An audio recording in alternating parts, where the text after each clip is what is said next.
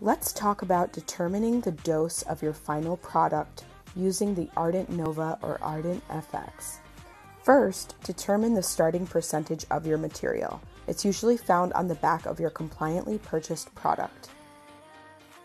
Let's say we're starting with 1 gram at 23%, and that can be THCA, CBDA, or CBGA.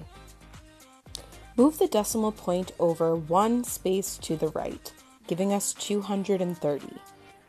Decarb is actually the process of removing the acid molecule from THCA, CBGA, and CBDA. We're going to account for this loss by multiplying by 0.87%.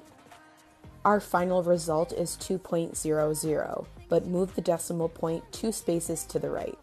We're left with a 200 milligram dose.